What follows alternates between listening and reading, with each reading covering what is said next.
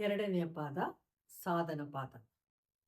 ಸಾಧನ ಎಂದರೆ ಪರಿಕರಣೆ, ಅಂದರೆ ಟೂಲ್ಸ್. ಸಮಾಧಿ ಪಾದದಿಂದ ಸಾಧನ ಪಾದದ ಪ್ರವೇಶ ಮಾಡಿದರೂ ಕೂಡ ಕೆಲವೊಮ್ಮೆ ಯೋಗ ಮುಹೂರ್ತವು ಏರ್ಪಾಡಾಗುವುದಿಲ್ಲ. ಅಂತಹ ಜೀವಾತ್ಮನಿಗೆ ಏನೋ ಒಂದು ಕೊರತೆ ಇರುತ್ತದೆ. ಈ ಕೊರತೆಯನ್ನು ಸರಿಪಡಿಸಿಕೊಳ್ಳಲು ಕೆಲವು ಪರಿಕರಣಗಳ ಅಗತ್ಯವಿರುತ್ತದೆ. ಅವುಗಳ ವಿವರಣೆಯನ್ನು ಮಹರ್ಷಿ ಪತಂಜಲಿಯವರು ಸಾಧನ ಪಾದದಲ್ಲಿ ವಿವರಣೆ ನೀಡಿರುತ್ತಾರೆ. ಪೂರ್ವಜನ್ಮದ ಒಳ್ಳೆಯ ಸಂಸ್ಕಾರವಿರುವವರಿಗೆ, ಅಂಥ ಜೀವಿಗಳಿಗೆ ಮೊದಲ 3 ಸೂತ್ರಗಳಿಂದಲೇ ಯೋಗ ಮುಹೂರ್ತವು ಏರ್ಪಾಡಾಗುತ್ತದೆ. ಆದರೆ ಸಂಚಿತ ಕರ್ಮದ ಪ್ರಭಾವದಿಂದ ತಮಸ್ಸು ಉಂಟಾಗಿ ಅದರಿಂದ ಪ್ರಾರಬ್ಧ ಕರ್ಮವು ಹೆಗಲೇರಿರುವ ಜೀವಿಗಳಿಗೆ ಅವರ ಆತ್ಮದ ಸುತ್ತ ದಟ್ಟ ಪ್ರದೂಷಣೆಯು ತುಂಬಿಕೊಟ್ಟಿರುತ್ತದೆ. ಅದನ್ನು ತೊಳೆದು ಹಾಕಲು ಕೆಲವು ಪ್ರಯತ್ನಗಳನ್ನು ಮಾಡಬೇಕಾಗುತ್ತದೆ. ಆ ಪ್ರಯತ್ನಗಳ ಸಮೂಹವೇ ಈ ಸಾಧನ. ಸೂತ್ರ 1.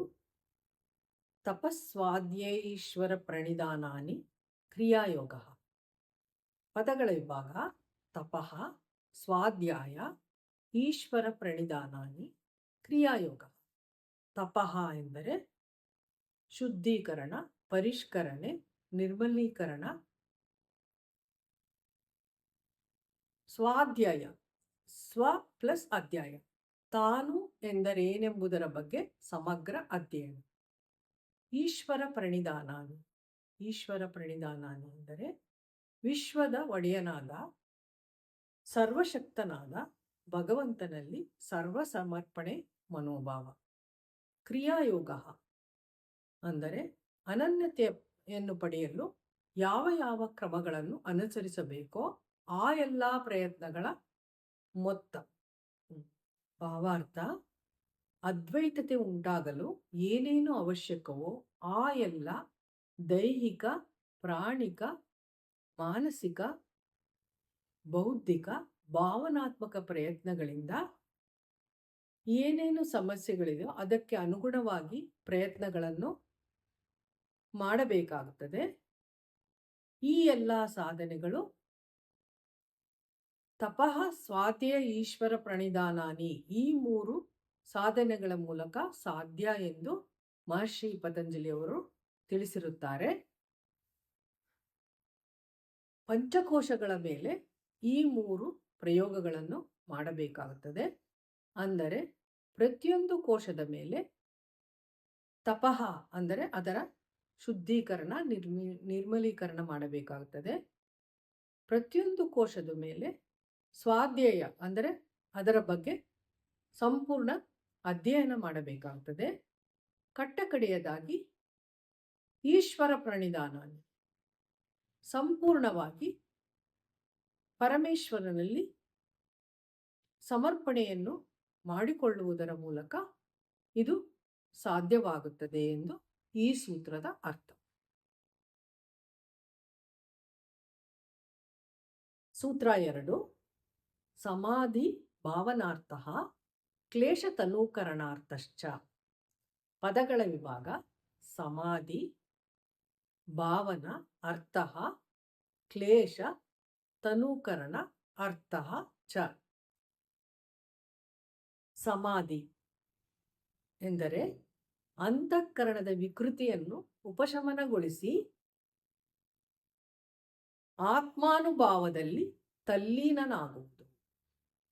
ಇದು ಸಂಪ್ರಜ್ಞಾತ ಮತ್ತು ಅಸಂಪ್ರಜ್ಞಾತ ಸಮಾಧಿ ಎಂದು 2 ಬಗೆಯಾಗಿದೆ. ಸಂಪ್ರಜ್ಞಾತ ಸಮಾಧಿಯಲ್ಲಿ 8 ಸ್ಥಿತಿಯನ್ನು ಹೊಂದಿದೆ. ಸವಿಚಾರ, ನಿರ್ವಿಚಾರ, ಸವಿತರ್ಕ, ನಿರ್ವಿತರ್ಕ, ಸಾನಂದ, ನಿರಾನಂದ, ಸಾಸ್ಮಿತ, ನಿರಾಸ್ಮಿತ. ಅಸಂಪ್ರಜ್ಞಾತ ಸಮಾಧಿಯಲ್ಲಿ ಅಸಂಪ್ರಜ್ಞಾತ ಸಬೀಜ ಸಮಾಧಿ, ಅಸಂಪ್ರಜ್ಞಾತ ನಿರ್ಬೀಜ ಸಮಾಧಿ.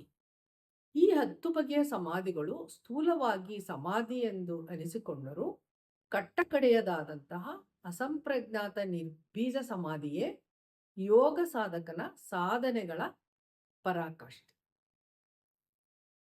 ಭಾವನ ಅನುಭವಗಳ ಸಂವೇದನೆಗಳನ್ನು ಪರಿಭಾವಿಸುವುದು.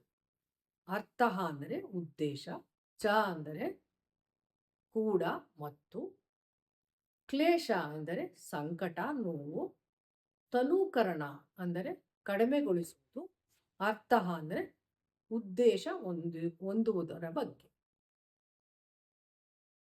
ಭಾವಾರ್ಥ: ಈ ಹಿಂದಿನ ಸೂತ್ರದಲ್ಲಿ ಹೇಳಿರುವಂತಹ ತಪಃ, ಸ್ವಾಧ್ಯಾಯ, ಈಶ್ವರ ಪ್ರಣಿಧಾನ ಈ ಮೂರು ಧ್ಯಾನದ ಗುಣಮಟ್ಟವನ್ನು ಅಭಿವೃದ್ಧಿಗೊಳಿಸಿ ಸಮಾಧಿ ಸ್ಥಿತಿ ಹೊಂದಲು ಸಹಾಯ ಮಾಡುವುದಲ್ಲದೆ ಕ್ಲೇಶ, ಉಪಟಳ, ತೊಂದರೆ, ಪೀಡೆ ಇವುಗಳನ್ನು ಕಡಿಮೆಗೊಳಿಸಲು ಕೂಡ ಈ ಕ್ರಿಯಾಯೋಗದ ಸಾಧನೆಯು ಸೂಕ್ತವಾಗಿದೆ ಎಂದು ಈ ಸೂತ್ರವು ಹೇಳಲು